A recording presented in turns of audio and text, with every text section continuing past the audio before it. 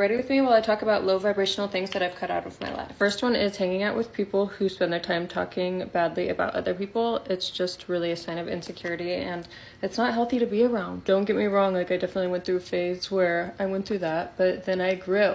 And I realized that I was just projecting. It's such a waste of time. You could be spending the time doing other high vibrational things. Which brings me to number 2, which is comparing myself to others and others' version of success, because I'm definitely not traditional. Once I realized that it was society that decided it was a woman's job to get married and have kids, and those were the big boxes to tick, it just really changed my whole view of the world. It's just not. It's not gonna work for me. It's a big pass. This comedian Neil Brennan did a special where he talks about marriage, and I basically agree with his exact view on it. Watch that because it's too long to explain. Speaking of shows, I don't watch any sad shows or any reality TV. I only watch funny shows. I don't watch shows that have like a chaotic broke vibe. Instead, I like to watch shows like Billions or Succession, where it's just like a really rich vibe. White Lotus, you know, such good storylines. Schitt's Creek, The Office, all the funnies. And just like I don't watch any sad shows, I also don't listen to sad music. I've never really been a sad music girly, but now I especially, if I don't like lyrics to something, I don't really listen to it. Yeah, because I do think that music is a form of manifesting. I've seen a lot of artists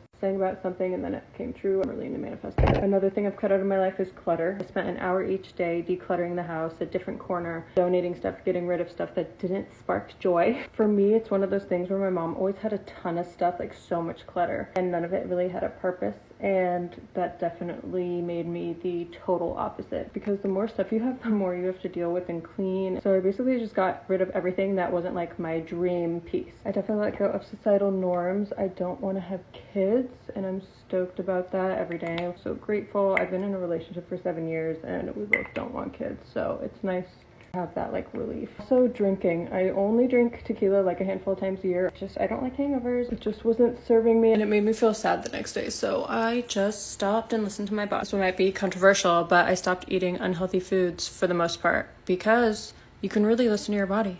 It will tell you. So I'm pretty much vegan, and ever since I've been vegan, I've had better skin, more energy. I was talking to my sister about this last night, like how bullshit the food pyramid was, because it was just the dairy industry paying off government or the FDA to make the fucking thing and act like it was important when it wasn't.